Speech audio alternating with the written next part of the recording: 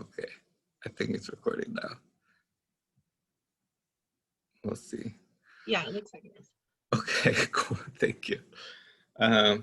So first thing, this is hosted by Community Alternatives to 911. We're a volunteer group here in Southern California, and the vision is to support local communities to be able to respond to crises on their own with their neighbors, knowing that a lot of times when people call 911, either the cops don't show up on time or, well, the emergency response doesn't show up on time, or it's just the police who show up and they end up attacking the people who called for help or making the situation worse. So really recognizing that we need a more community-based response to crises, and one that's rooted in people being able to take action together with their neighbors to take care of each other. So this medical piece is one part of that. There are also tracks in domestic violence, sexual violence, mental health crisis,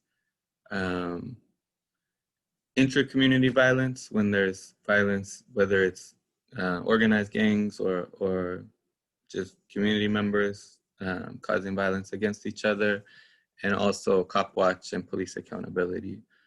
So that's kind of an overview of CAT 911. We're rooted in transformative justice and community power. And this group that's doing the training today, we have different levels of involvement with CAT 911, but it's a really amazing group of people. So we wanted to start just saying hello, each of us, our name, and anything we want to share. So I'm Andrew, and I'm a nurse and been working with CAT 911 for a couple of years. And if someone else wants to say hi.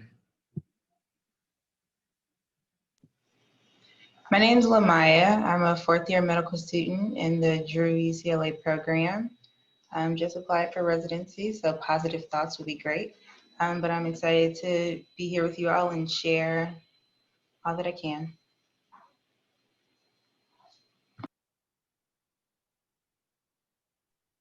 I'm Mariela Nevares. I'm also preferred pronouns she, her, and ella. I'm also a fourth-year medical student in the Charles R. Drew and UCLA program. Also applied to residency and really excited. I think this workshop is very timely. But yeah, excited to have conversations with folks and share different knowledges.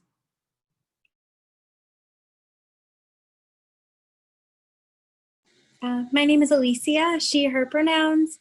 I'm a nurse at Cedars. Been involved with CATS 911 for the past few months since moving here. It is just really special to be a part of community empowerment and be a part of like a really like knowledgeable and experienced group of people who care so deeply about the community around them.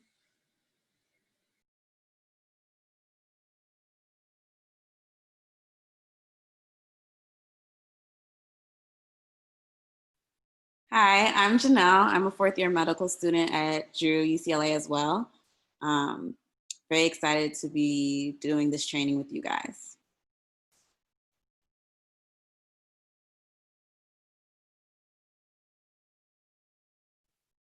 Hi, I'll go next. My name is Noemi Gill. I'm studying biomedical science at Drew and got involved with CAT 911 earlier this year. Although I've been involved with street medic crews for a while now, but with the recent uprisings surrounding the death of George Floyd and onwards all summer, I thought it was really important to get involved again. And so I'm really happy to be here and to see so many people on this Zoom today.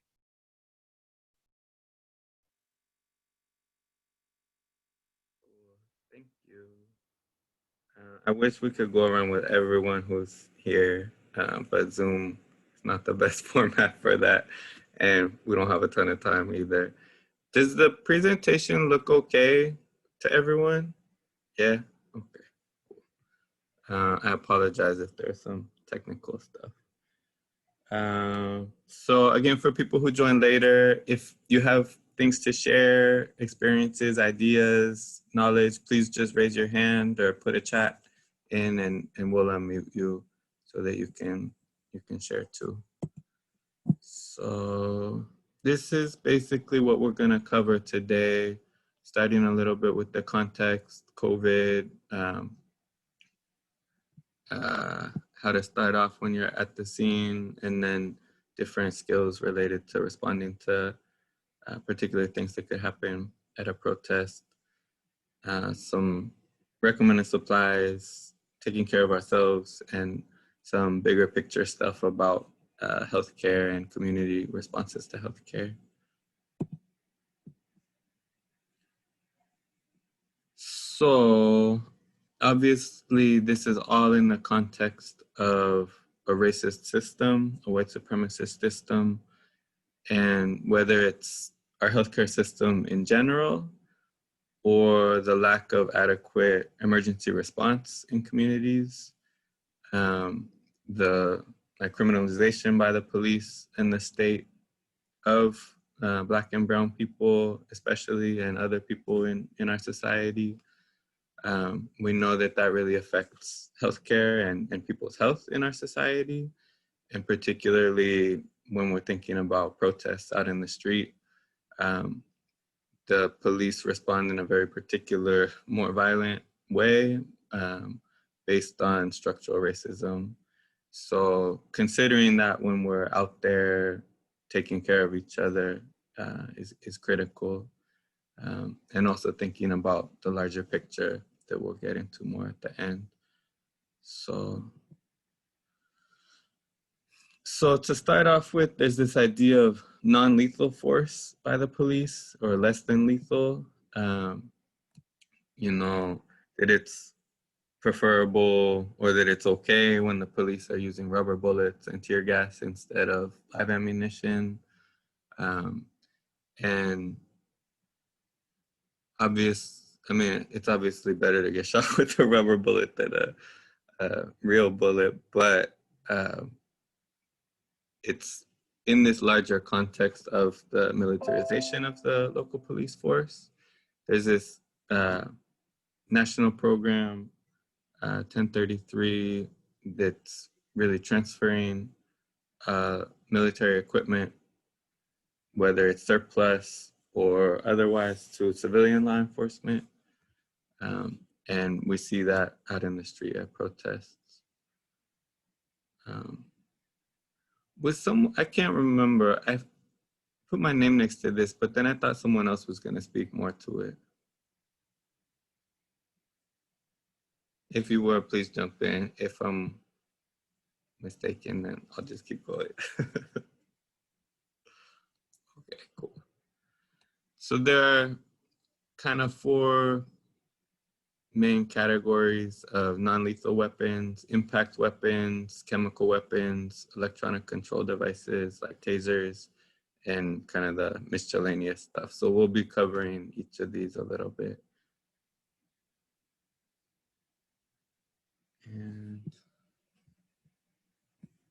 sorry, let me check one thing. Oh, yeah. I wanted to make sure it was still me. So impact weapons include batons and clubs, baton rounds, rubber, you can see like this rubber baton round here, beanbag, and rubber bullets. And we'll talk a little bit more about what these weapons, like what kind of impact they have on people, and what to look out for when we're caring for people out in the street. Chemical weapons include tear gas, pepper spray, and again, we'll get more into the details of that a little further on. But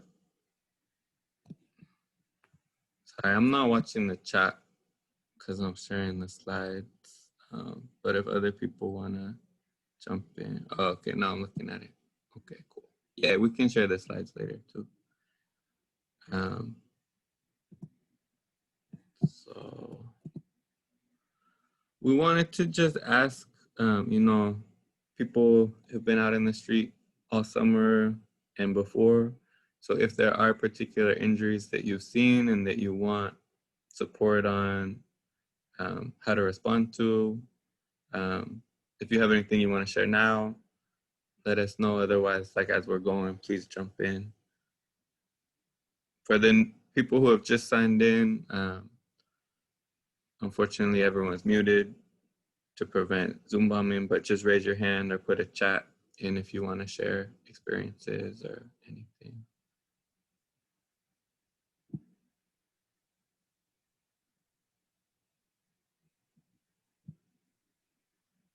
Well, we can get more. If nothing right now, we can get, if people want to share injuries as we go, that would be awesome. Unless this is one. Cool. We're excited to have everyone here too. Thank you for joining. So I'll turn it over to Alicia. Yeah, so as we all know, we're amidst a global pandemic right now.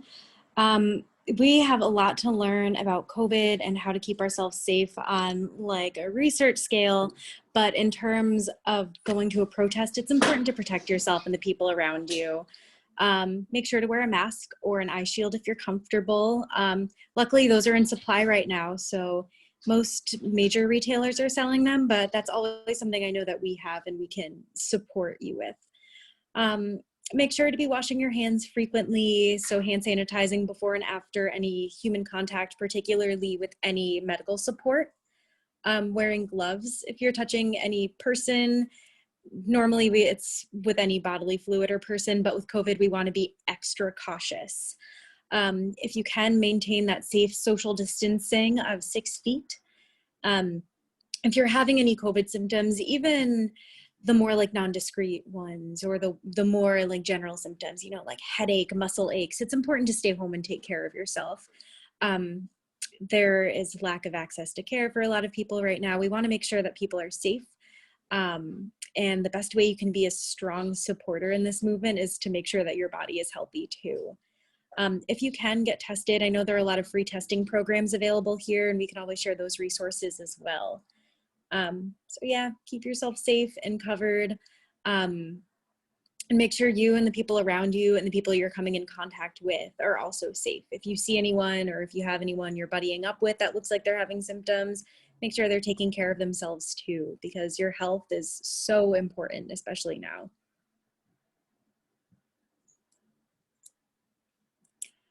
Symptoms include cough, sore throat, shortness of breath, loss of taste or smell. That's kind of a hallmark one I hear from people. Nausea, vomiting, diarrhea.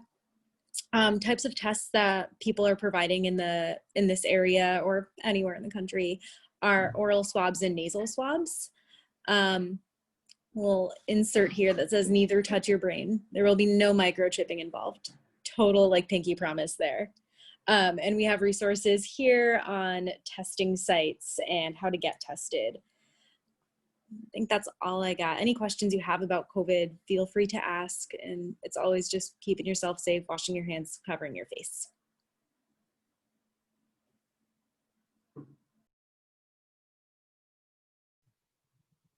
Thank you. Yeah. So like Alicia mentioned, first, we want everyone to continue to be safe during this global pandemic. And Janelle also dropped in the chat for if folks are interested, a website where you can access the different testing sites for COVID-19.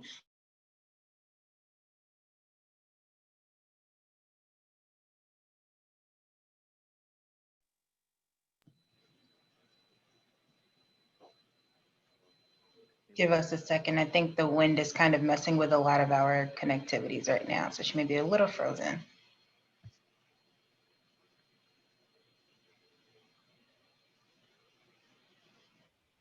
Now you're back. Mariela, we lost you for a minute. Sorry, can y'all hear me? Okay. Yeah, so I was just saying, you know, in the setting of this pandemic, it's important to make sure that you're protecting yourselves, especially when you're engaging in the street medic work. And so part of that includes making sure that you are wearing the appropriate like protective equipment and have the appropriate supplies like masks, that you have a buddy and that you have a plan.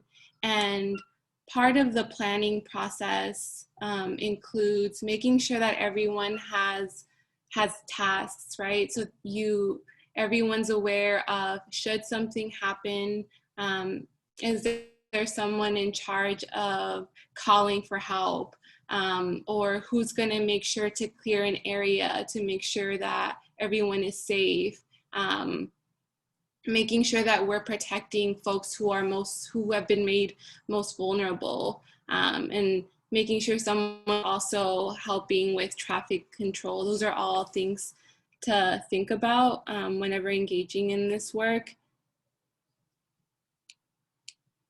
Oh, next slide, please. And then another thing that we wanted to bring up is, in the setting of this election, we think it's important to be also really mindful and watchful that in these crowds, not only should we expect officers, but we might also encounter right-wing vigilantes. And so just being mindful of that and extra vigilant ourselves of other individuals that might be in the area.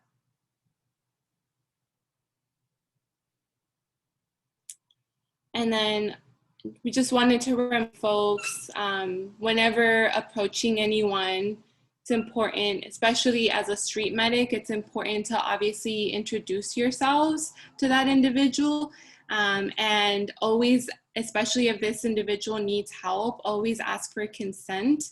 One of my biggest pet peeves is seeing folks touching patients, touching other individuals without asking for help. So introducing yourselves, letting them know, asking for permission, not just like informing them, but asking for permission firstly, and then letting them know what you're going to do before doing anything.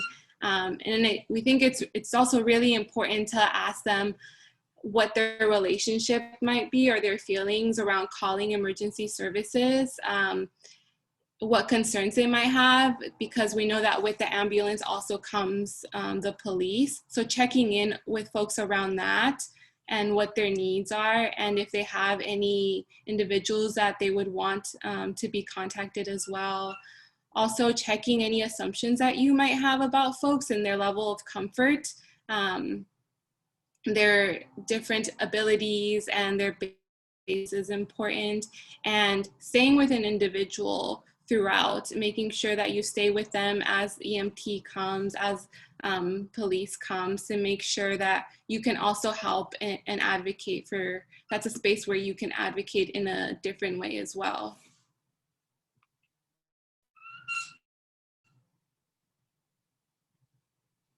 And these are a few other questions that are helpful to ask. Is anyone with you?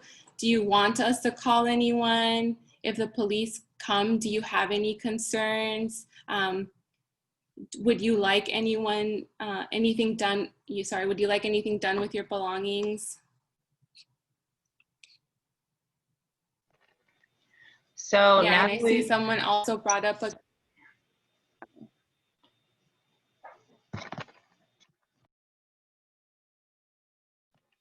So yeah, thanks guys. Continue to share information in the chat. Other considerations, again, this space, as much as we want to share our collective knowledge with you, we also respect your individual and unique skills and experiences. So please continue to share in the chat any other considerations that you think are important.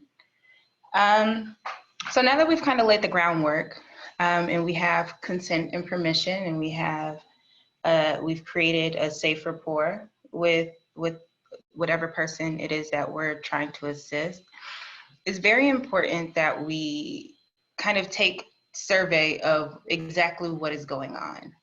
So if the person is responsive, things that are important are like allergies. If the person has a latex allergy, then maybe you don't want to wear your latex gloves, or maybe you want to try to pursue other options.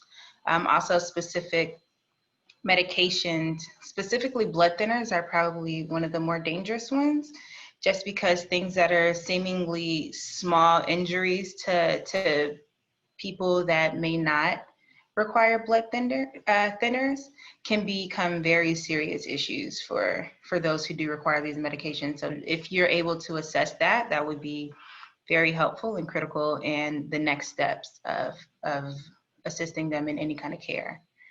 So beyond that, the most important things that we want to do, many of you may have already heard of the kind of the ABCs of like emergency situations. So A, the airway. First thing you want to do is check the airway. Is there a choking hazard? Do you see that they're kind of like gurgling? Is there blood in the airway? Is there neck swelling? Just kind of assessing the airway first. B is going to be breathing. Once we make sure that the airway is clear, are they actually able to breathe on their own? Do you see chest rise? Do you see both sides of their chest rising? How are they breathing? Are they breathing quickly? Are they breathing very slow? Because those can tell you kind of different things. If they're breathing on their own, but they're breathing very slow, then maybe we can think more opioid overdose related issues, and then it'll kind of change what we would do next. Versus if they're breathing very quickly, maybe it could be a panic attack, or maybe there could be damage to the internal structures that affect their ability to kind of move air in and out. And so those two things specifically are very important to assess, mostly because there's not a lot that you can do in the field to facilitate those. So if there's an issue with airway that you can't facilitate, or issue with the person being able to move air in and out on their own, then that's when you know that you need to get that person to a higher level of care as soon as you can. Also, you want to check the circulation. Check for their pulses. Is their heart actually getting the blood around their body to make sure that they have everything that they need? So you want to check for pulses. Are the pulses strong? Are the pulses weak? Can you not feel them at all? And if you do have any kind of compromise to the circulation, then that's when you want to start exploring, okay, maybe I should perform chest compressions. What can I do to kind of stabilize that person? Do we need to get, locate an AED device or like a defibrillator that are usually in public areas to help assist with that. Also, you want to take into consideration any disabilities that the person may have. Are they an amputee? Is this person deaf? Does this person have a visual impairment? Just any specific considerations that are unique to this person that you want to take into account moving forward. And then exposure. Can I see the area that's impacted? Specifically with kind of like the rubber bullets or the bean bags, they can hit your clothes and you may not bleed through your clothing, or you may not bleed outside the body, but if I actually lift up your shirt, then maybe I can see the bruises. Or even if there's like a car accident or you're hit by a car, I can remove clothing items to actually assess the areas that have been injured. And then the last thing, which is really the first thing, is safety and surroundings.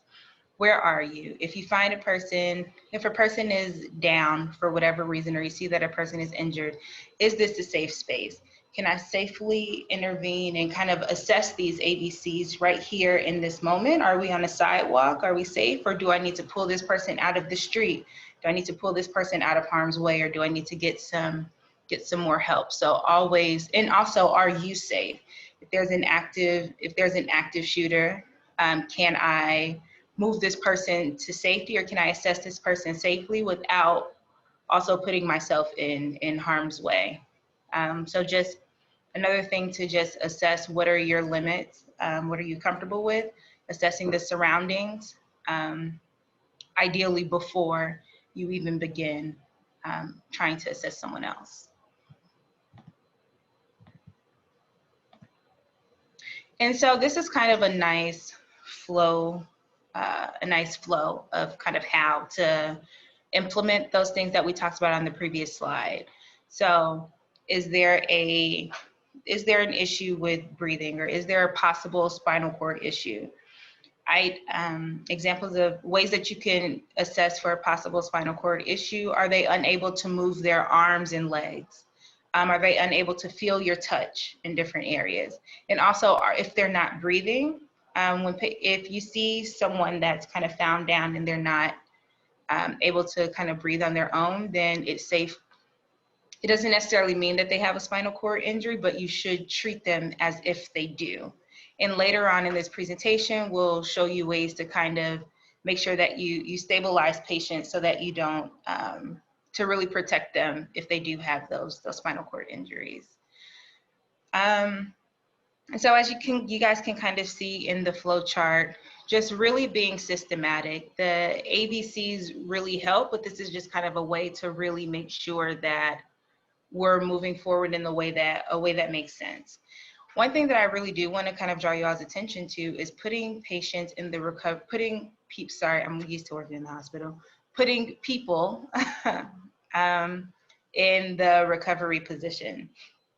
So the recovery position it really allows people to, one, protect their airways. So as you can see here in the image, the person is face down. So if they were to vomit or even just the secretions from our mouth, our spit, they're not choking on them and causing further issues. And so it's mostly so that they can protect their airways if they are not responsive. And then I will also provide a link for that. I'll also provide a link for that in the chat.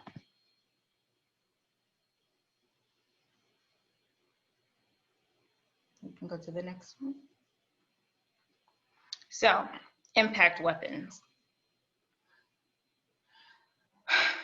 We talk about one of the impact weapons that we would never, but that have been used against demonstrators and those demanding equity and justice in this place are beanbags. There's lots of new laws that are being passed where there's kind of now less than lethal measures that are being taken, as Andrew mentioned to us before, but we do know that those can still cause serious harm. And in looking at the picture, one of those less than lethal methods is the use of beanbags. And I assure you that there are 3 images on here that police officers do not use to contain crowds, and there is one that they do use. And I'll leave that to you all to figure out which ones are actually used against citizens. And so the impact of beanbags is not as pretty as the other 3 images that we saw before, but they can be very, very, very harmful. Even though they're quote unquote less than lethal, they can cause a very high impact, and they can also cause very significant damage. And so again, remembering the kind of ABCs that we discussed earlier will apply in every situation. But when you also want to assess for any internal damage. So like we said, kind of like spinal cord injuries, if the person now can't move or can't feel anything. Also the kidneys can become damaged. You may see them urinating blood, or you can see really large bruises on their back. That can show you if the kidneys are bleeding significantly. Also, you just want to be kind of mindful of those very sensitive areas like the neck and the eyes. And the neck, is the neck swelling? Do you notice any swelling in the neck or any bruises or injuries to the neck? And is it swelling pretty quickly? Can you see it growing in size? And then also eyes, again, that one may be a bit more straightforward in terms of the sensitivity there. And then again, if persons are on blood thinners, that really exacerbates kind of all of these things because they will bleed a lot quicker and a lot faster. Particularly, one thing to mention about head injuries or brain bleeds. So if you notice that someone's maybe losing consciousness or they become a bit more confused really quickly, then you just kind of want to be sure that you get them to a higher level of care as soon as you can, because that could indicate that there is a brain injury. So when you have live rounds, like actual bullets, that may be directed from law enforcement officers or these kind of vigilantes with rifles and rage, then you can be impaled or someone can get shot is what I'm trying to say. I'm trying to use good words. Nonetheless, someone gets shot, which can be very scary, specifically if you see a lot of blood. So you can just kind of graze the skin, or it's just like a small cut or a small laceration. But then also if you see a lot of blood pouring out of that wound, or if they still have clothes on, say they have on a pair of long jeans and you see that there's blood soaking through their pants, or you see that there's blood actually kind of squirting across, or you may see a pool of blood around the person. Those are all indications that there is a pretty quick bleed that's happening. Quick meaning that there's a lot of blood being lost over a short amount of time. And so in those situations, it's very, very important to stop the bleeding as soon as possible, so that you can give the person the best chance at preserving their life and not having them bleed out and bleed to death. And so one of the quickest ways to do that is to just apply pressure. No matter where the injury is, with the exception of the neck, any other injury, you're able to apply pressure there to really make sure that you can try to stop that bleeding. And the best way to do that is to really lock your arms. Let's see if I can show you guys. I can't, but to really lock your arms and try to put as much downward pressure on that wound as possible, really putting your full body weight on there, because you really, really want to try to stop that bleeding.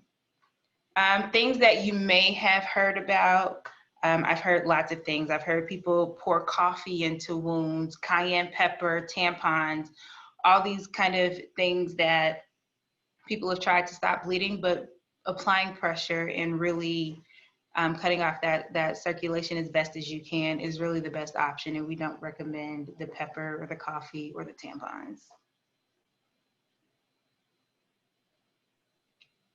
And one thing, Lamaya, that Shamshir pointed out a couple of times ago was just like, if you can find like the exact place where the bleeding is from, try to apply pressure right there, instead of like if in this picture, if the bleeding's like actually one spot, oops, I didn't mean to do that, but try to go right for that spot, because that'll help stop the bleeding rather than kind of like general pressure over the whole area. Exactly. Thanks for reminding me of that.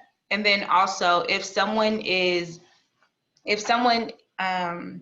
has, say, a bullet that you can see, or they have some sort of knife or other object that is actually that's in their body, do not try to remove it.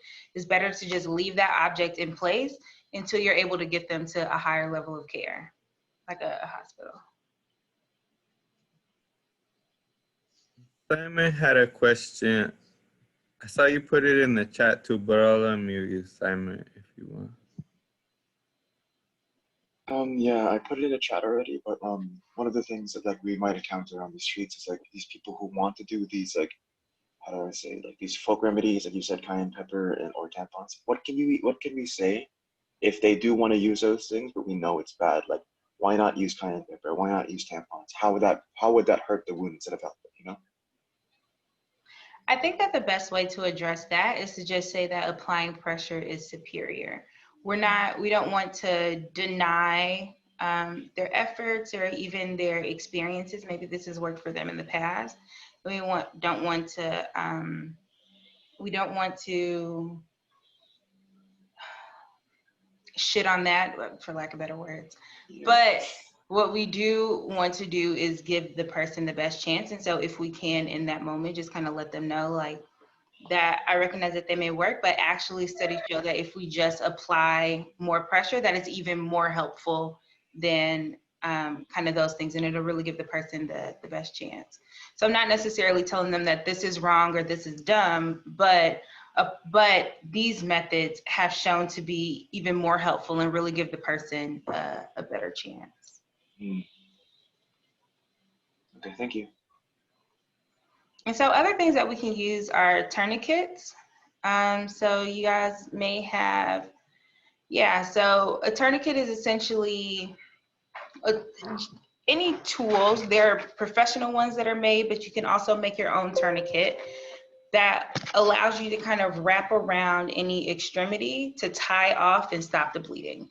And so the best way to do that is to maybe rip a piece of a t-shirt or a towel or blanket, just something that you can wrap around the extremity. Of note, tourniquets work best when the injury is in arms or legs or any of the other kind of like something that I can wrap around. So really just arms, legs, fingers, toes, feet, those kinds of things.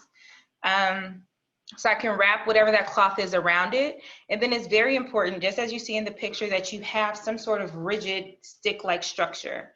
I've been able to use a pen, I've been able to use a makeup brush, just really anything that you have at your disposal, any kind of just rigid stick-like structure that you see here, that you can really slide under that cloth that you tied as tight as possible, and then turn it so that you can get it even tighter, and keep going until you stop the bleeding.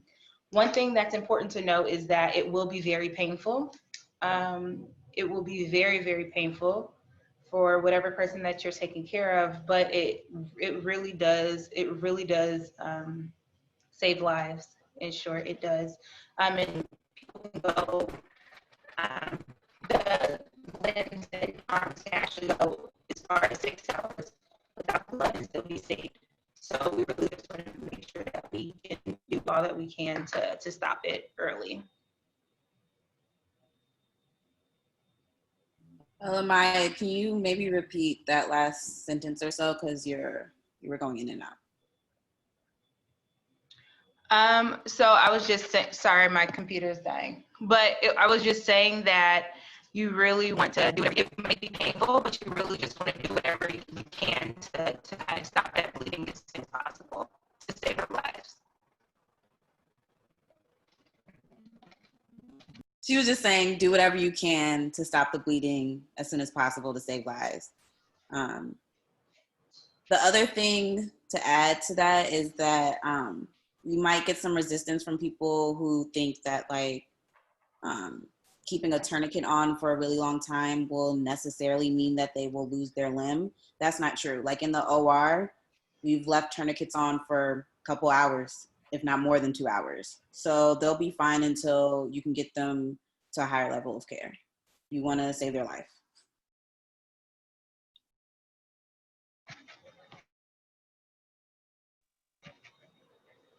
And kind of related to that, Janelle, Kat asked a question. I've been told that a tourniquet should only be used when you need to make the choice between saving a life versus saving a limb. Is that correct? Like, at what point do you decide you need to use a tourniquet? You use a tourniquet when, Lamaya was kind of insinuating this earlier, but when it's when it's an arterial bleed. So when they're bleeding profusely, they'll have like a lot, like you might see like spurting of blood, like a lot of spurting of blood. They might be losing consciousness. It can be like a blood that's like expanding in their clothing. So like, it's not just like a small dot of blood, it's a lot of blood that's coming out. At that point, you want to use the tourniquet. You can attempt to apply pressure first. But if that's not working, then you apply a tourniquet. Also, the other thing that you want to do, you don't want to apply a tourniquet to like the midline. So if they have like an abdominal wound or maybe obviously a neck wound, you're not applying a tourniquet there. It's for extremities, in case that wasn't clear. Oh, thank you. Sorry about that. It seems like Janelle covered it all. I'm not really sure where I went at, but like she said, any kind of extremities, so arms, legs, something that you can actually wrap the tourniquet around. And then I know Andrew mentioned earlier, is it saving a limb versus saving a life? And it's really both.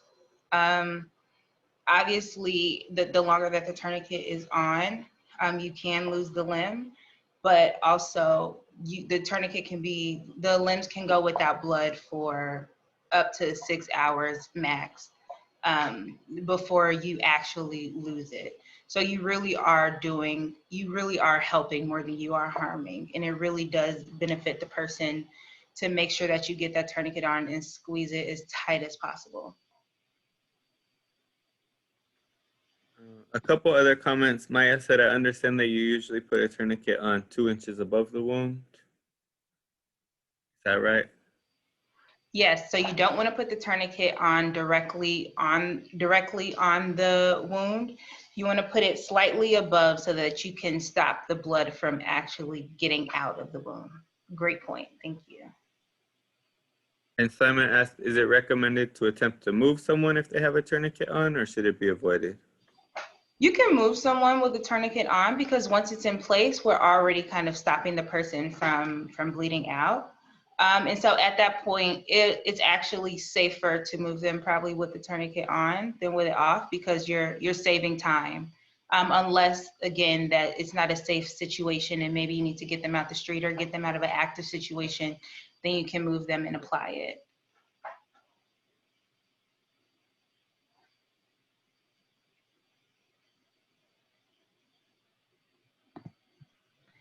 Oh, sorry, can I add a couple things before moving away from the tourniquets?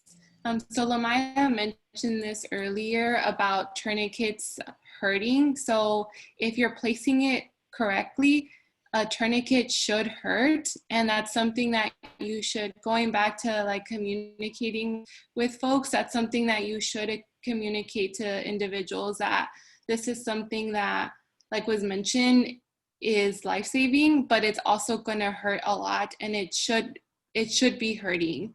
Another thing is, I just wanted to emphasize is the importance of really wrapping it really tight, because if you do it, that's why sometimes I know that folks have talked about using like belt as tourniquets, but sometimes they don't make the best tourniquets because you don't have something to like create more like of a torque, like something like Lamaya mentioned, like some sort of stick to make it really tight. And if it's loose, then it could actually make things worse because then you don't have, you're also not having, it could lead to like a worse scenario because then you just have like accumulation of blood like at the end of your arms or legs. The point is to stop blood from going to the wound and it from like coming back, so arterial and venous. And usually the belt just prevents the venous flow and doesn't necessarily stop the blood from going to the wound.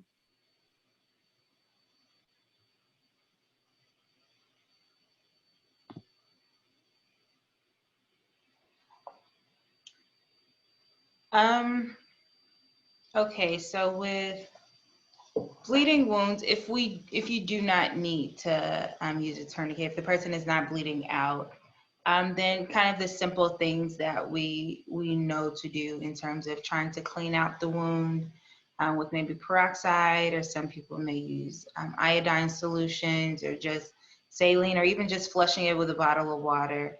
I'm trying to clean out the wound. And if you don't have any of those things, then that's fine too. You just want to try to get it covered as best as possible until they can get somewhere where they can receive help. And so if you have Band-Aids or gauze or tape with you, that's great. But if not, again, just making sure that you get it covered and protected until they can get somewhere that can really take care of it.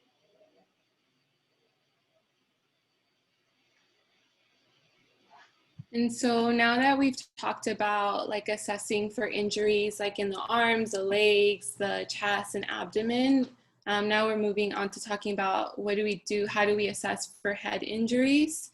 And with everything, I always like to think about what's the most common thing, what's most likely happening, but also like what's the worst that could be happening and how do I make sure I don't miss any of that?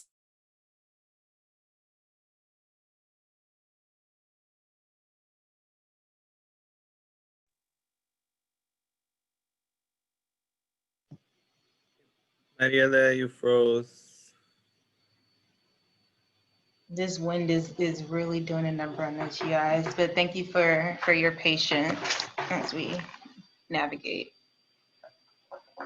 Mariela, you just said what's the worst thing that could, like what probably happened and what's the worst thing that could have happened, and then you froze. Okay, am I back now?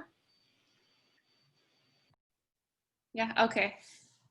Yes, so when thinking about the worst thing that could be happening, like with any like head injury, you worry about like some sort of bleed inside the head, right? And so first I like to ask, like, is this person awake and alert? And you can like ask them, shake them to see if they're awake. And then also other clues that might make you think that they should be going to the hospital. So those include, is this person, like I mentioned, like, are they awake, or are they vomiting? Are they not able to move their arms or their legs, or maybe it's uneven? Am I noticing any fluid from like their nose or their ears? Do they have a fever?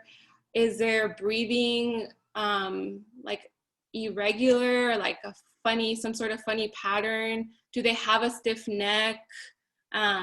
Do I notice that their pupils are unequal sizes or shape? If they're having a seizure, if they have like a persistent headache that just won't go away. Those are some clues that let me know that this individual might, like, they need to go to the hospital and be evaluated. And then if they are awake, then some of the questions that I ask are to make sure that they are oriented, like they know who they are, what the date is, what the setting is, what the situation is. So these are some helpful questions, like your name, what day is it, do you know what happened? And that gives you some clues about how oriented they are. And then, like I had mentioned earlier, asking about them being able to like move their fingers or their feet, if they're confused and they're not able to answer the questions, and looking also at their pupils.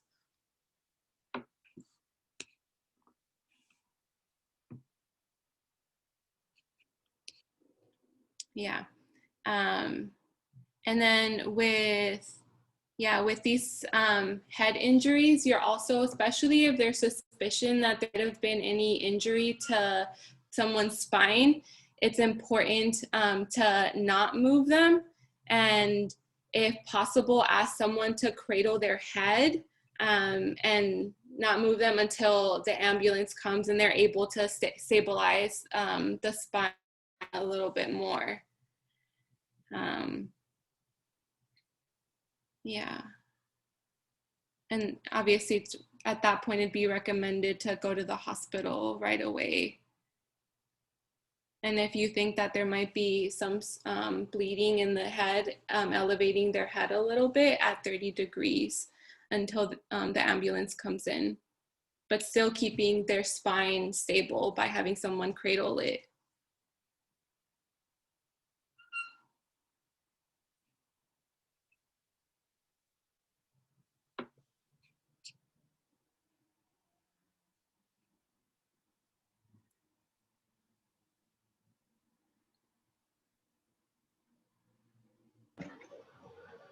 I think we can go to the next one. Yeah, And so, and then for the, so I know that Lamaya talked earlier about the recovery position, having like a hand below, like on the side, and then also keeping like the knee, bringing it over and moving someone over. We can share a video. I think I saw someone in the chat with a question. We can share a video that demonstrates how to do this appropriately. And this is helpful to make sure that the airway is clear, especially if you notice that someone is actively seizing, and to make sure that they don't like choke. But if you think that someone does have a spinal cord injury, you want to just leave them where they're at and cradle their head so that their head isn't moving. So you wouldn't want to do this in that case. Yeah, kind of like this, like in this really firmly so that they're not moving, and that you're supporting their jaw also, again, so that their airway is protected. And these are some examples of ways that you can do it with a shoe to make sure that they really stay in place and there's no movement.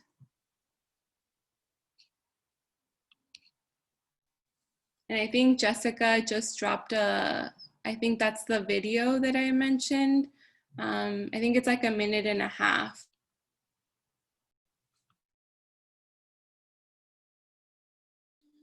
All right, so obviously there can be sprains or strains when you are running away, or you can simply be walking and trip and experience a sprain or a strain. And then at its worst, you can break a bone.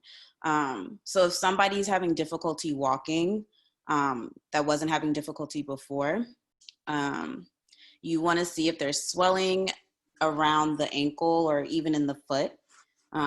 Check their circulation. It would be kind of right. It would be kind of like right in the middle. I can't show you. Right in the middle of the foot would be kind of where you would check, and then by the ankle bone, there's another pulse that you can check.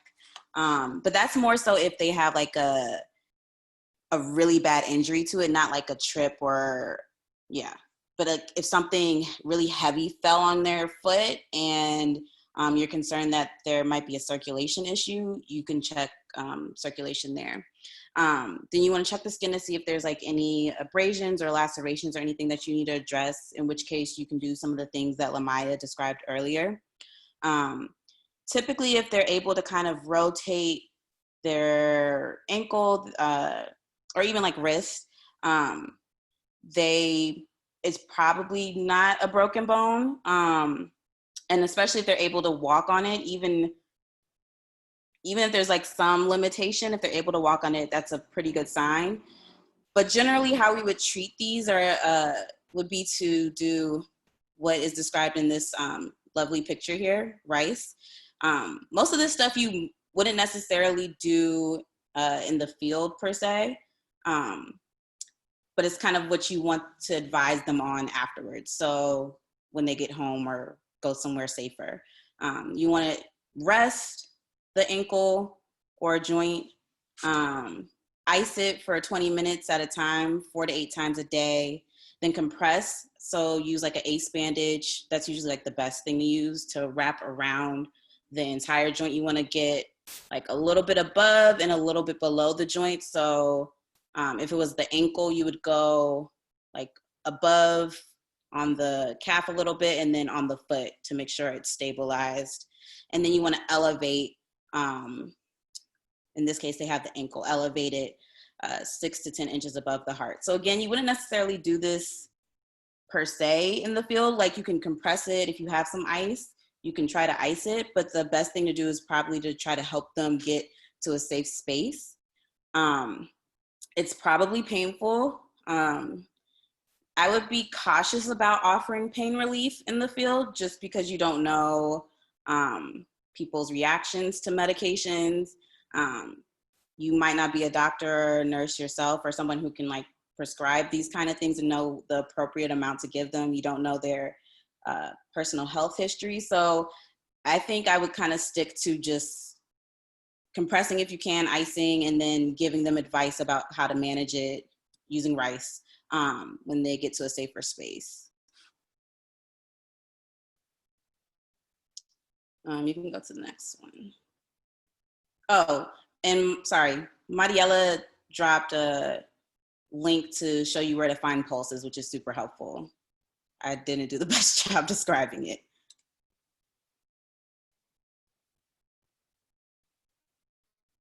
Meds and allergies. Yeah, that could be helpful, Katie. That could be helpful.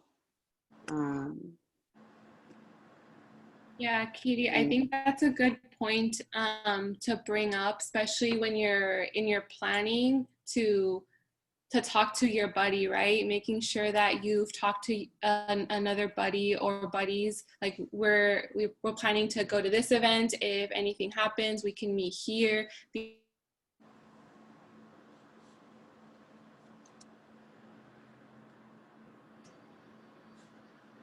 So yeah, I think Mariela was just saying that that's something that, like Katie, that's an amazing idea, and your buddy could really could really be helpful in that if they do know you fairly well and that they can, you all can have those discussions in advance, so at least someone with you knows.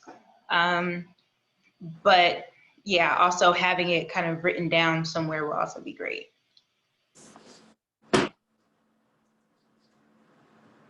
That's a really good point that Kat brought up. We're going to talk a little bit about Good Samaritan law at the end, but it's a good point. We shouldn't be giving medications if we want to be protected under the Good Samaritan law. I didn't know that, so thank you. Over-the-counter stuff is still considered medication, yes.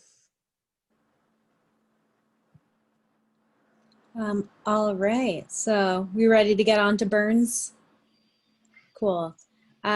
So burn-related injuries, they might be related to chemicals, heat, fire, electrical burns, may be associated with excessive use of force or harm caused by either vigilantes or due to police brutality. For minor burns, they're usually less than 3 inches in diameter. You're not going to see a lot of full tissue thickness loss. It's important to just keep it cool, not use freezing water, but like kind of cool running water, cool compress. Clean the area and bandage it. Your skin is your defense barrier to like all of the germs and bugs in the world. So it's important to keep it clean and protected.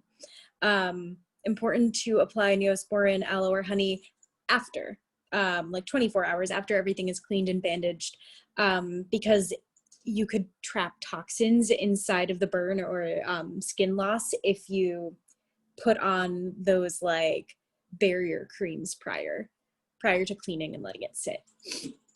Make sure that people are well hydrated. That's what we're concerned about with burns. We're concerned about fluid loss and infection.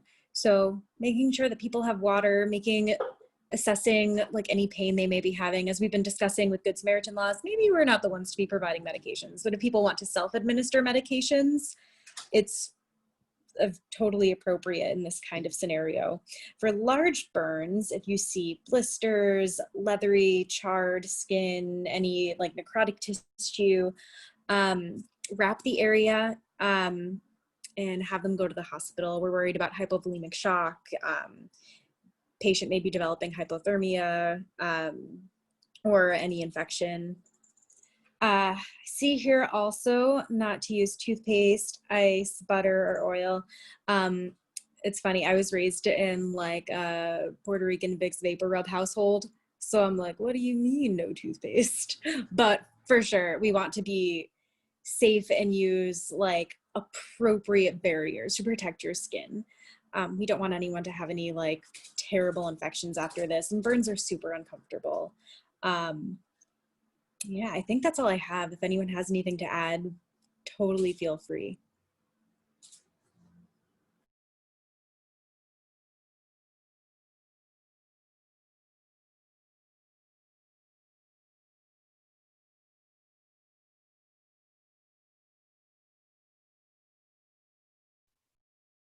Is this one me?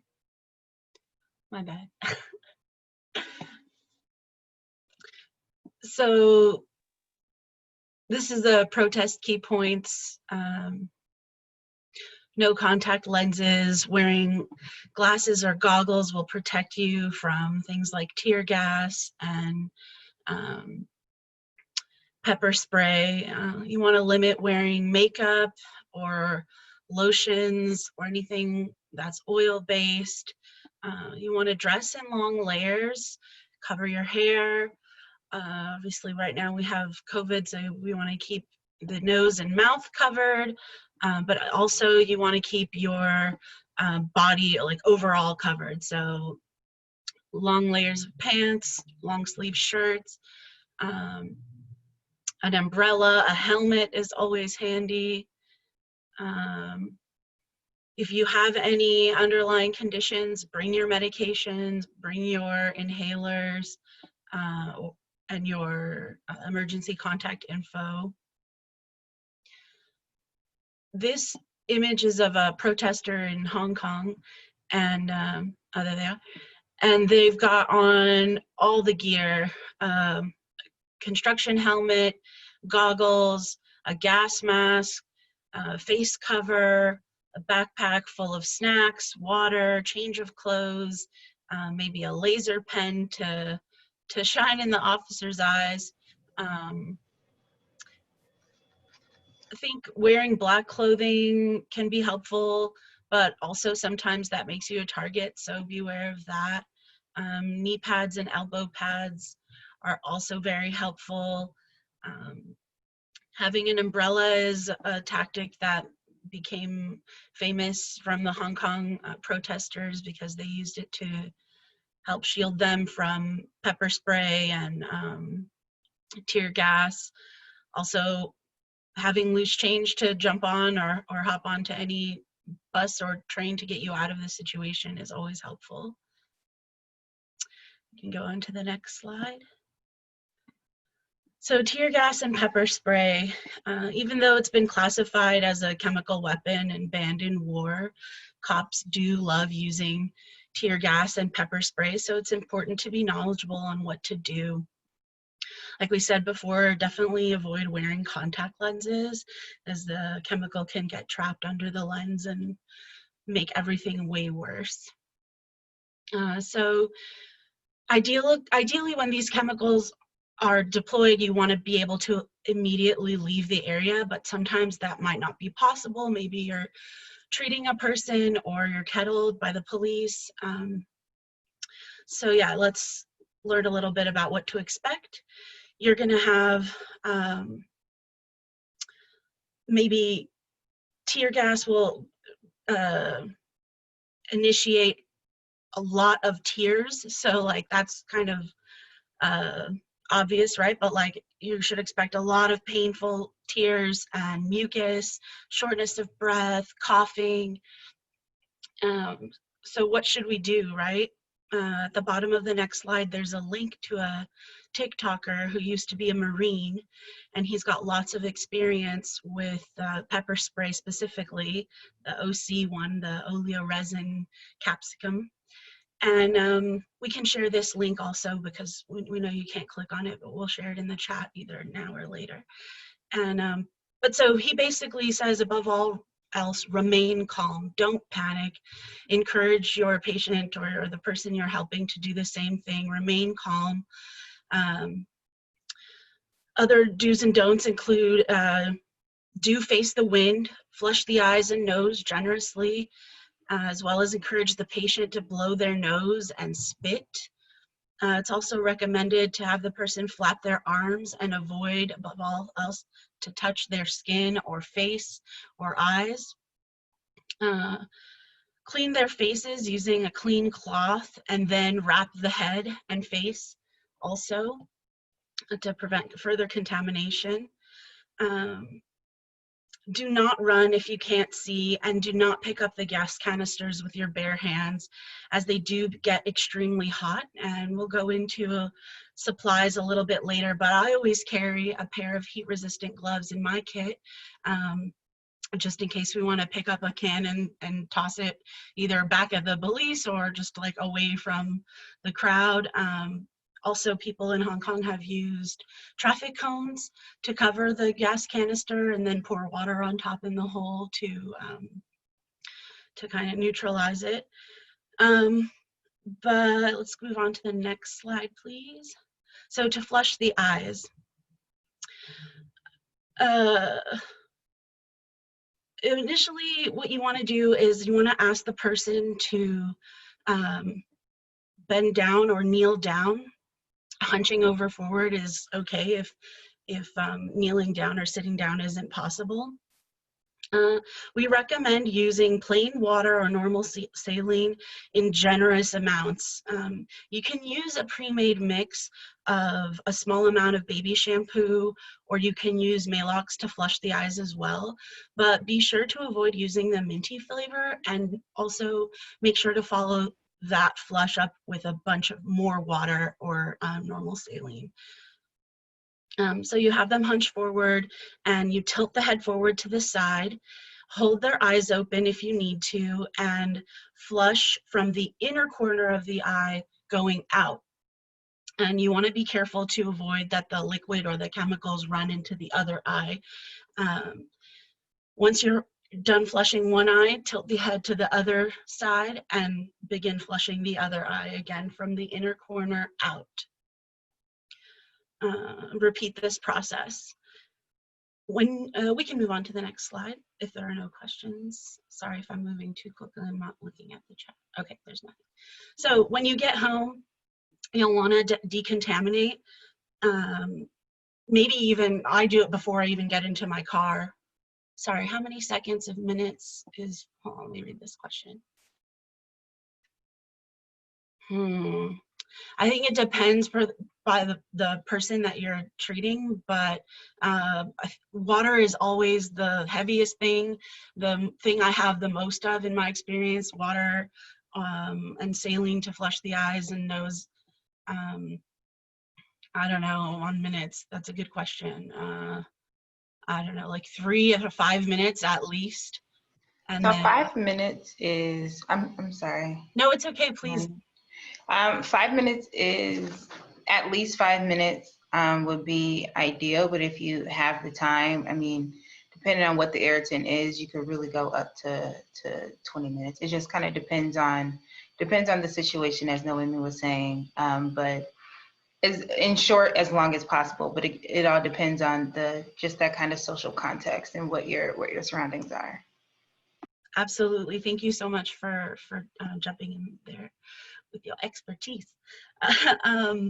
So yeah, so, you know, as long as you can really, but so back to decontamination, a lot of times I'll do this before I even, as much as I can anyway, before I even get into my car, because you don't want to then have your car full of this super spicy chemical. But yeah, you'll want to change your clothes if you can.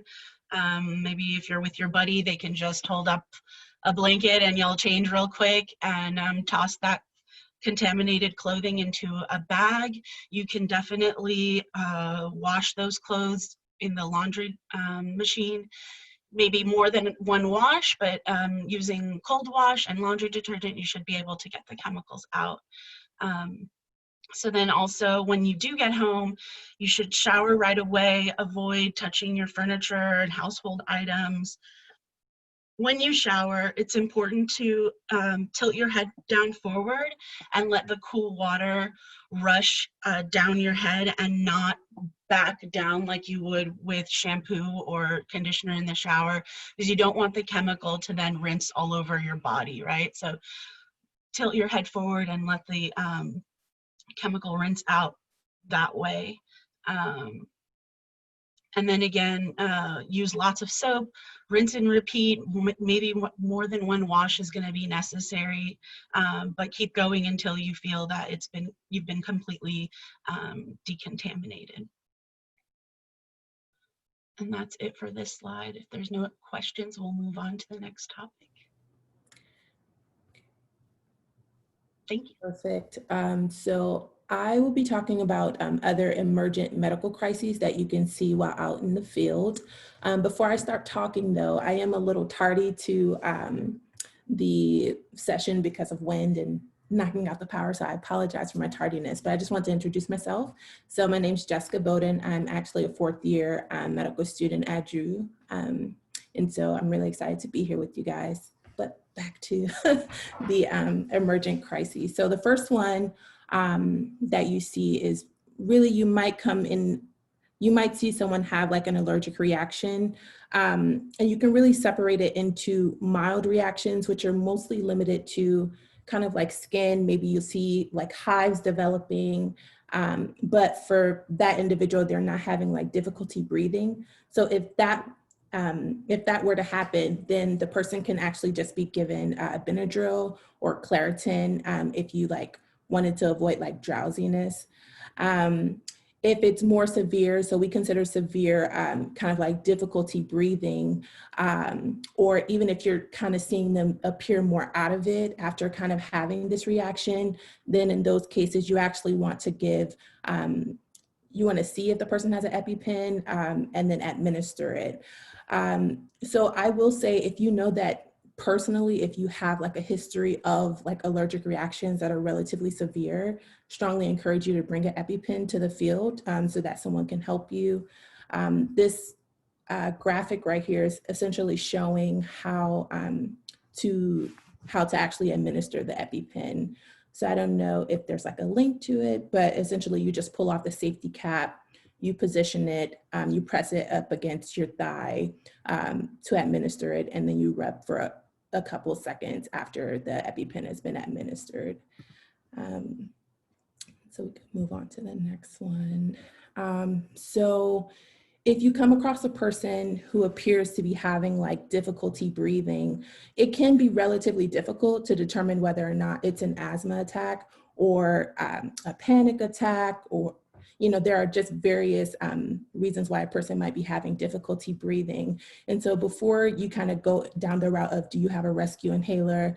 I would, you know, honestly just first ask, like, do you have asthma? And then kind of ask them where their rescue inhaler is. If they say yes, you know, help them kind of like administer the inhaler, you know, try to get them to an area that's like clear, away from any like tear gas or like pepper spray, and then also try to assist with breathing if you can. And so I also, you know, personally, I would recommend, because it can be relatively, it can become like a very concerning condition, right? And so I would say, if you have helped them to administer the rescue inhaler and they're still having difficulty breathing and it appears that they're getting worse, then I actually would recommend that you try to get them to the hospital as soon as possible. And then the next one is low blood sugar. So also called hypoglycemia. This is more common in individuals who have diabetes and are like currently on insulin, because, you know, when you're on insulin, it can be relatively difficult to like control your sugars, and it's really important for you to like eat. And so if a person, you know, you notice that they're having like sweating, maybe they're confused, they're feeling dizzy, and just kind of seeming out of it. A lot of times people who have diabetes, they can tell you that they feel like they're becoming hypoglycemic. But if you encounter them, you actually just want to try to get them some food sustenance as quick as possible. So trying to get them, you know, a candy bar, you know, granola, juice if you can. And then again, this is one of those situations where if they're not responding, you know, after kind of administering it, I would actually recommend that you take them to the hospital as well, so that they can get further assistance by a healthcare provider. And then the last one is just heat fatigue, heat stroke. So this can just be something that happens by virtue of just being out protesting and the sun is beaming down on you. So, you know, if you encounter someone who seems to kind of be exhausted, you just want to try to get them water, you know, take them to shaded areas away from direct sunlight. And then again, just making sure that they're, you know, hydrated. So for this one, again, this is one of those situations, if it turns into heat stroke, which is like an elevation of like your body temperature, then that's actually something that I would recommend like you going to the hospital for as well. So that they can get like IV fluids, because maybe drinking water just isn't enough in that case. So something we didn't talk about before, we didn't think to include, but now that we're moving into winter, and we're also talking about like pouring water over people to get tear gas out of their eyes, how would we recognize like hypothermia if someone's too cold, and what would we recommend? Like, how would we recommend to treat that? That is a great question. So if it's like hypothermia, then I guess the recommendation would be the exact opposite. So maybe instead of like moving to like a shaded area, if you could like wrap them in like a warm blanket to just try to get their body temperature elevated, that could be helpful. But honestly, in that situation, I would recommend going to the hospital so that they could get further care. Yeah. Any other advice or thoughts from the other co-host? Yeah, I think it's pretty much going to the hospital for if it's like hypothermia. The only other thing that I've heard, and obviously it would be hard like out in the street, but it's trying to get wet clothing off, because if there's like wet clothing on you, that's gonna lower your body temperature. So if you can get the wet clothing off and then put like dry clothing on instead of wrapping up more clothing or blankets around already wet clothing. But I mean, it's difficult out in the street, right? But trying to find somewhere safe and private to help someone with that.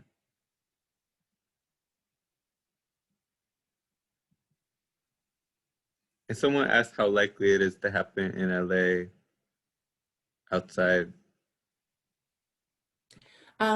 Yeah, that's a great question, Katie. I think given LA's weather, like we usually have like nights where sometimes the degrees can get down to like 40 degrees Fahrenheit, but I don't know how likely it is for you to get like hypothermia. And, you know, you're more likely to see that in maybe like the Midwest where things are like, you know, if you're protesting out in the snow or like really cold temperatures. But it is something to just kind of be aware of, you know, moving forward, to kind of just have a plan in place so that you're not surprised, you know, if something like this were to happen to someone that you're out protesting with. I went to college in Vermont, so I'm like no stranger to like the negative 40-degree days. I suggest with like buddies, maybe having someone like pack a few pairs of like warm socks, or like having someone just like carry an extra sweatshirt or something. Just having like at least one person carrying warm things. I think it's not super like wet outside here. Like I don't see it getting very like rainy and cold often, but just dry clothes help a ton. And there, like, even though it's definitely true what you said, Jessica, like there are at least a couple people who die on the streets in LA every year. So it's not like living in other parts of the country, but it does happen. Oh yeah, and Katie said similar. Okay, so tasers are another form of attempting to exert control over protesters. It essentially is using like high voltage to get you to, or not you necessarily, but get the person's muscles to contract and to comply.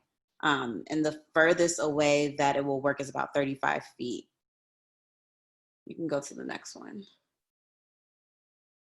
The issues with it that can occur, you can have, the person can have a dysrhythmia, which basically means the heart is not beating appropriately.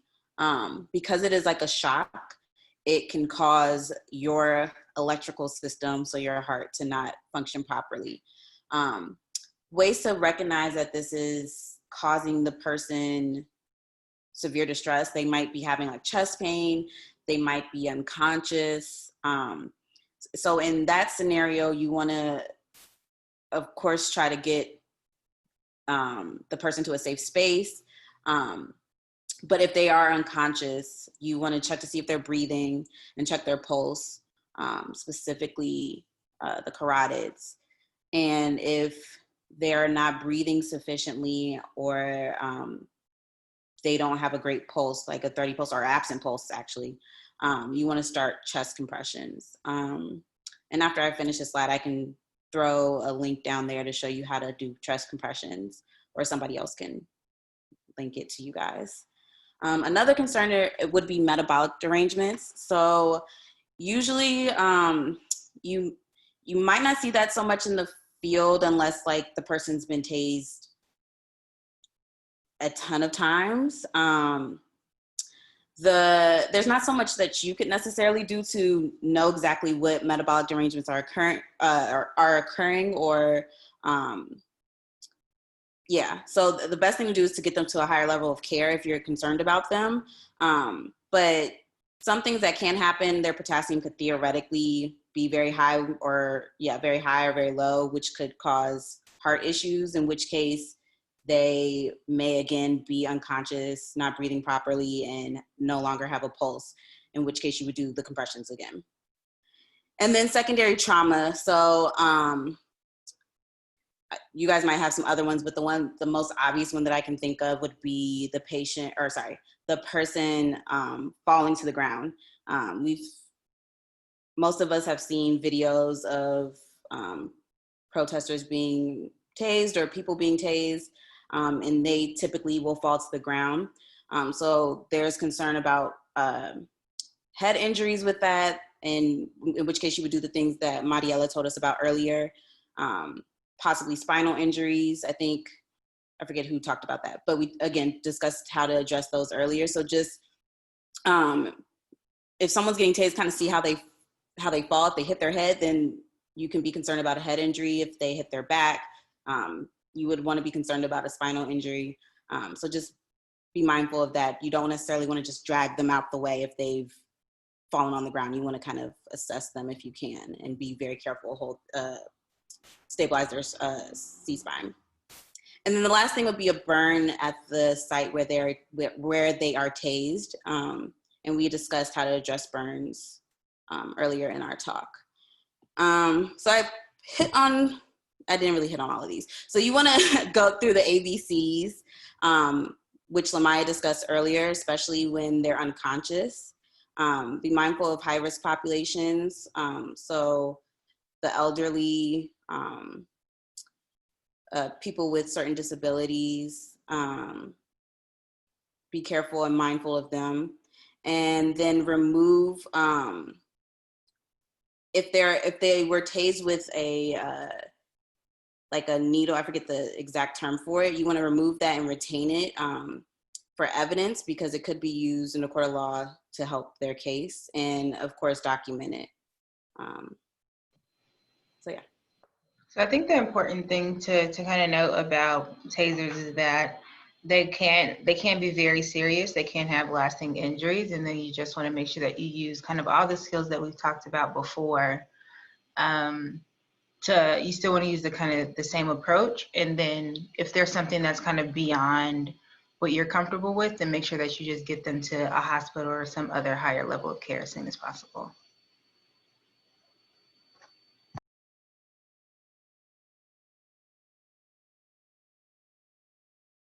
Yeah, so we'll continue to share. I think Jessica shared a link.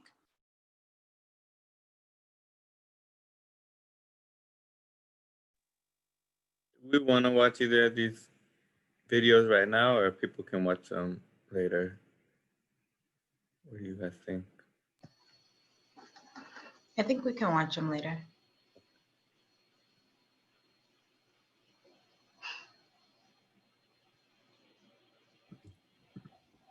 Okay, so I will be talking a little bit more about kind of like the psychological toll that can happen with just kind of like being at protest and, just kind of being in that moment. This can be a lot, right? And so there are certain physical manifestations of like psychological stress that can happen. But I just kind of want to preface this by just saying like this is something that you should also kind of like be aware of and prepared for as you kind of go out and protest.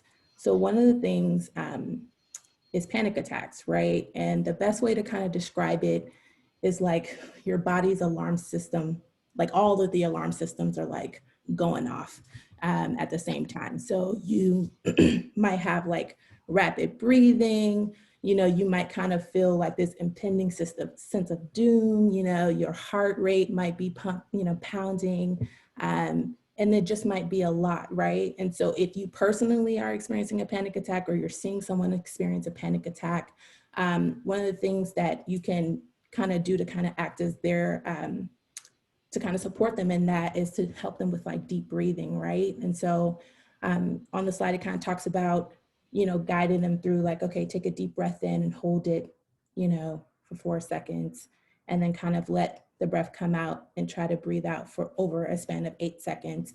And the goal again is to try to redirect your body from wanting all of its alarm systems, you know, to continue to go off, and redirect it to like, okay, like centering yourself and kind of staying in this moment or coming back to this moment. Other things that you can do is bend over with your head below your knees. You can try like cold water, ice immersion, or guided meditation, but I kind of feel like that might be, again, something that, I mean, yeah, you can still do it. You can definitely still do like guided meditation, but I think maybe the deep breathing, like in the immediate moment, might be most helpful. One of the things that we have here also is like the paper bag breathing, if you notice that someone is hyperventilating, but I just wanted to put a caveat with that.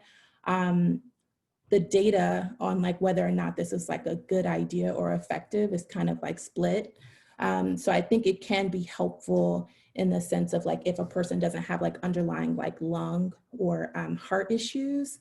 And the reason being is if you do see someone who's like breathing very rapidly, it can be very hard to tell whether or not this person has a panic attack versus an asthma attack versus a, you know, some type of cardiac derived issue.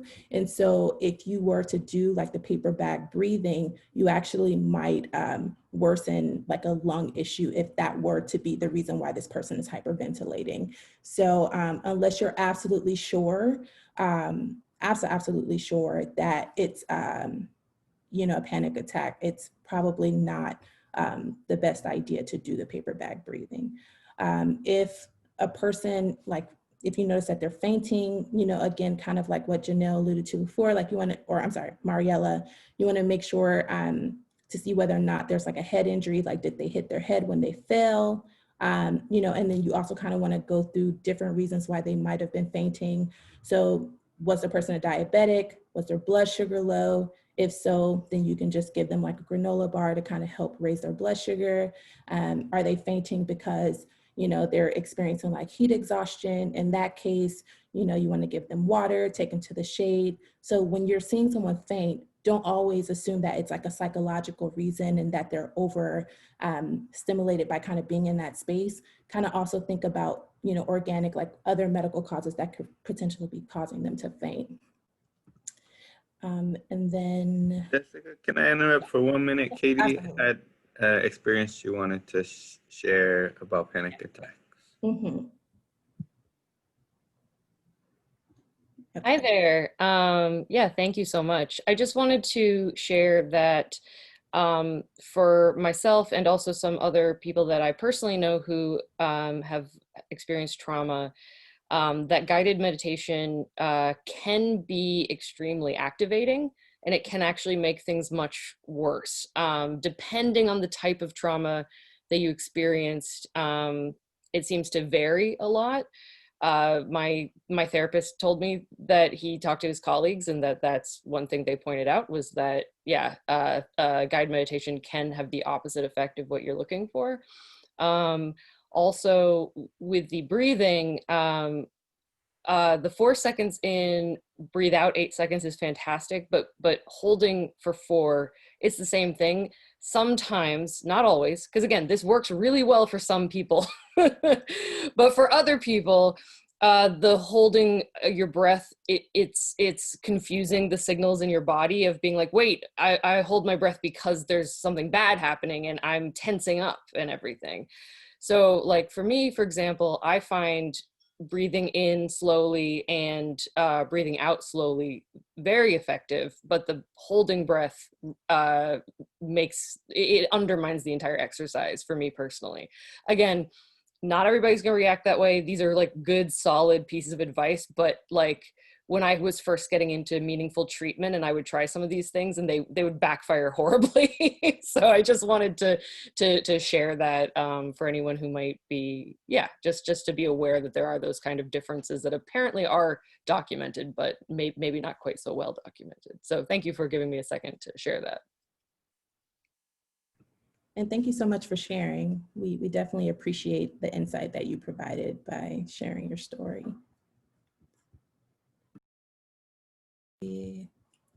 So the next slide is essentially like what you know, like what you can do kind of after like you've left the protest, like you're kind of with your buddies. I think it's helpful to really debrief like what happened, you know, like what things went well while you were there, what things were triggering, what things were difficult, what things would you do differently, you know. This is definitely a good space to kind of like debrief and talk about those things, just in like a circle of support. And then I would also recommend that beyond kind of debriefing with your partners, like if you feel like your experience at the protest is kind of like staying with you and lingering and you're having a really difficult time processing, because sometimes processing in groups isn't really helpful for some people. I think in those cases, I would strongly encourage you to actually like go and seek professional help if that's something that you feel comfortable and safe with doing, because they can help you, you know, just kind of like what Katie was saying, like once you get into meaningful treatment, you can actually start to break down like, why was this particular event triggering for you? Or why did this particular event feel good or feel bad, you know? And so, yes, debrief with, you know, people you go to the protest with, but then again, if it's sitting with you for a long time, then consider, you know, maybe seeking out professional help if you're comfortable with that. So yeah.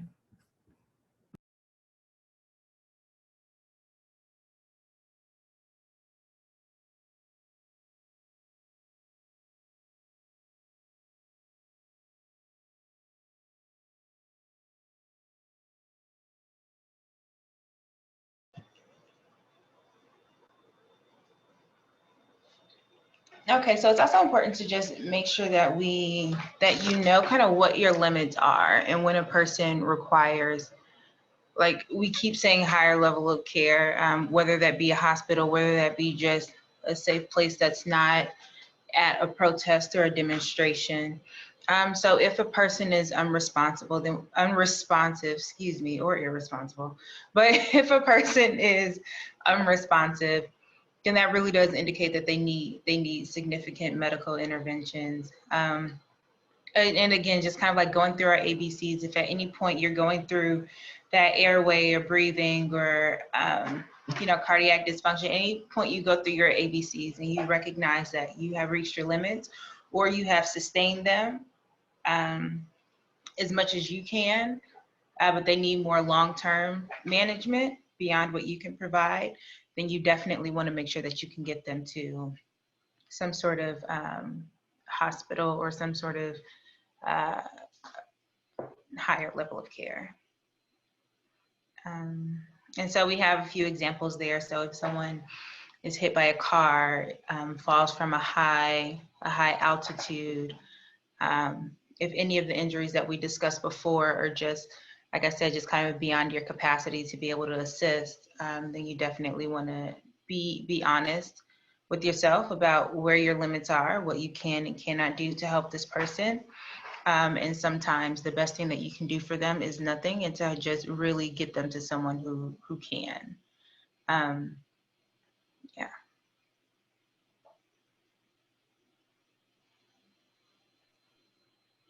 Okay, so now we've come to the list of recommended supplies and equipment to pack with you. First is the self-protective gear. So you want to have a mask, goggles, preferably the kind that aren't aerated, so they're completely sealed off. Gloves, as I mentioned before, you can pack the heat resistant gloves, but also you want gloves for when you're treating people. Of course, hand sanitizer, and then another self-protective measure is having yourself sort of branded as a medic. This is something you can decide before the action with your buddy whether or not you want to actively present as medical aid or if you kind of want to be more discreet. There are benefits and, you know, pros and cons to both. Next is Band-Aids, gauze, tape, ACE bandages. You want to have ice packs ready. They're kind that you kind of like smash and they activate. Water bottles, preferably the kind with the sports top. This is great for when you're squeezing and irrigating somebody's eyes or nose. We talked about medicine before, so really won't go into it, but yeah, use your best judgment with that one. Having rubbing alcohol and hydrogen peroxide is also very helpful. When we say fans, there are two kinds. There are the manual kinds that you can have on you, or also the kind that are like mini battery operated fans. Candy and snacks, as mentioned before, in case someone is low on blood sugar, but also for yourself. You know, sometimes these events are really long and you're out there all day. So, you know, have some trail mix on you to keep yourself going. An EpiPen, Narcan, if you can get some. Earplugs are really great to have, at least one pair for yourself and maybe a few to give out if you can. And hand sanitizer and masks to give out as well is handy. Also having your phone or pen and paper to document things that go on, people you treat, things you observe. And a timer is also super handy. This could be on your phone though. Yeah. If you have your bag packed, then you're staying ready so you don't have to get ready.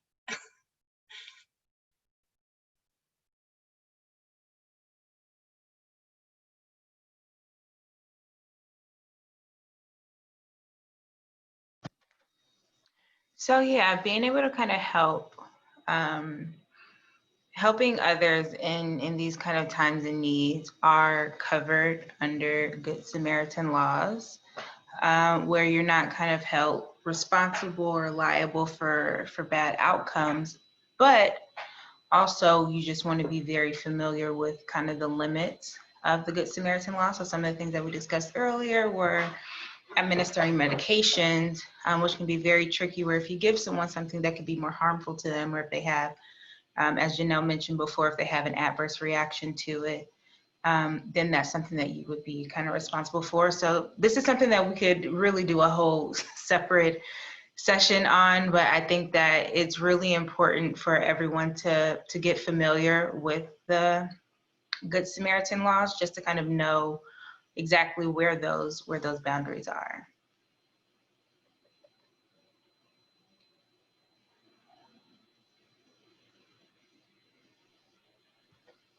And just to circle back to what Andrew mentioned in the beginning, we wanted to also recognize that the last couple of weeks have been difficult for a lot of folks, especially with the election and a lot of like anxiety that's like provoked for folks. But we wanted to, in the face of all of this, also like uplift a lot of the work, a lot of the organizing and social movements that we've seen historically. So for example, a lot of the work that a lot of autonomous groups like the Black Panther Party, the Zapatistas, and the Young Lords have done. And these are all groups that are also like autonomous and have very similar missions as the CAT 911 in terms of challenging police repression and fighting towards like social justice and liberation. So just wanted to uplift a lot of that and really acknowledge a lot of the work that has been ongoing historically, and communities continue to fight for liberation.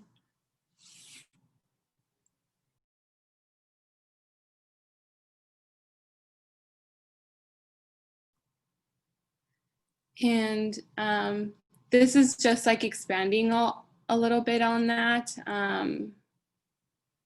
But yeah, I think we had decided that we just like broadly talk about the Zapatistas and the Black Panther Party and Young Lords. But they're an indigenous group in Southern Mexico, also autonomous. Yeah, it's very much centered around like indigenous practices.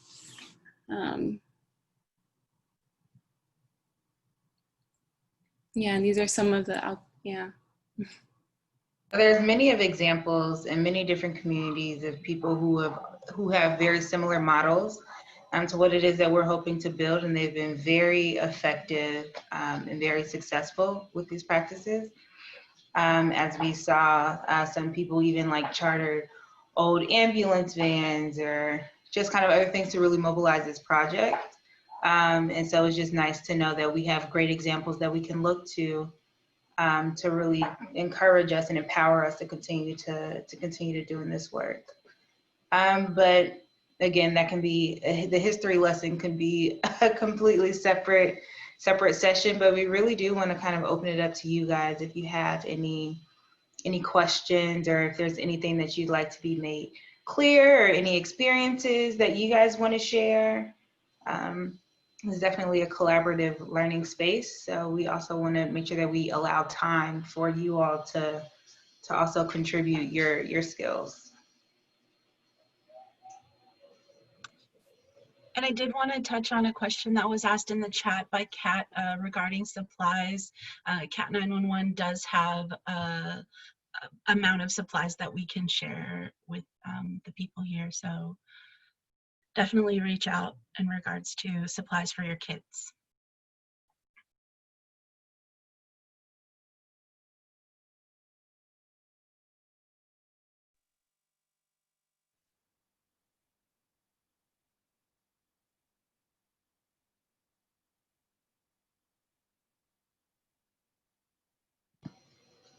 Now, I know this is kind of a lot of information that we share with you all, and we don't expect anyone to, you know, become doctors or nurses or anything after this, but we do just hope that we're able to give you guys some information on ways that you can feel empowered to do kind of simple things that really have a really big, that can really have a really big impact.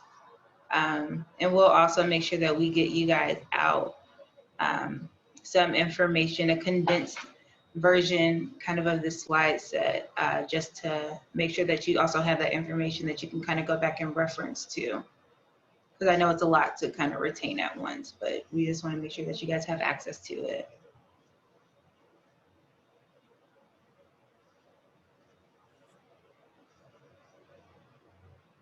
And Cat 911, oh, I just saw your question, Cat. We are working with Youth Justice Coalition to make Narcan available in some neighborhoods in LA, to help when people overdose. And so aside from like the response to street protests, this medic team is working on supporting the local action teams and like sharing skills about how to respond to first aid crises in the neighborhood, including like the drug overdose. So that involves like doing trainings for community members, and then also helping the neighborhood action teams come up with response plans in their neighborhood, with the idea that, you know, healthcare in our society is so professionalized, but it's something that we should all be participating in, and that if people have the skills in their neighborhoods to respond to crises, it's going to be a lot faster than waiting on 911 response to come, and it won't have the like the carceral aspect, the policing and imprisonment aspect that the current emergency health response has. And it's a way for people to build with their neighbors the kind of power that we need if we're really going to change our society in a positive way that Biden's not going to do for us.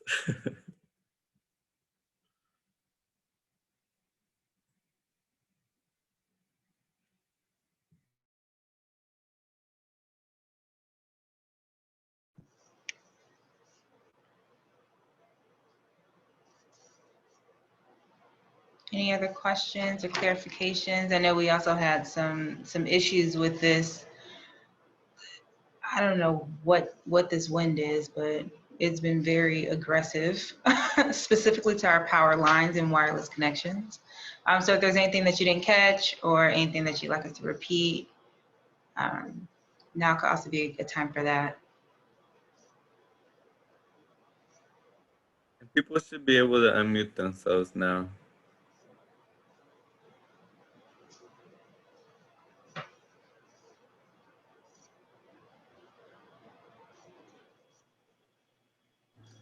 It's so sweet seeing all of the thank yous in the chat. It is like a return thank you to everyone for showing up and being so excited and ready to engage in the community. That's what it's about. We can like do presentations and stuff, but it's about working together and collaborating and having this like shared experience and kind of like bringing all of our strengths together.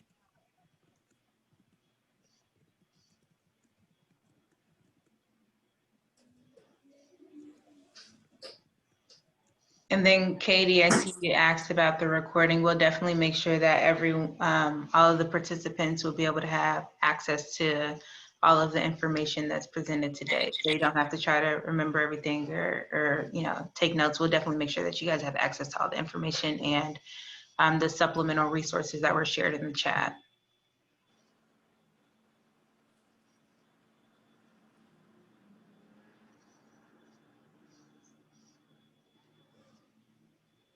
All right, well, it seems like that may be it. We don't have any burning questions. If you do, wait 24 hours to apply the aloe though. Sorry.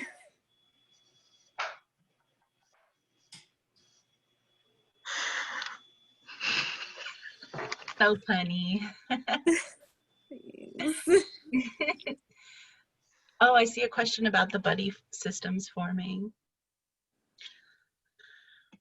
So that's definitely something, I mean, if you plug into the future organizing meetings we have, it's something that we can discuss further. And, I think it's important to have a buddy before you go to an action for sure. So That depends on what organizations you're with. Some organizations may have a more formal way of assigning buddies, but also just whoever it is that you're going with. Ideally, you wouldn't be going to these demonstrations alone, and just knowing, just kind of getting plugged into who else will be going with you, just so that we can make sure that everyone's accounted for, and everyone has someone that's accounting for them. And to just kind of be sure that you exchange some of that essential information about one another in the event that it's needed. Through Cat 911 early on, we also had a Slack channel where we would post whenever folks were going to different protests to make sure that we could pair up and have a buddy system.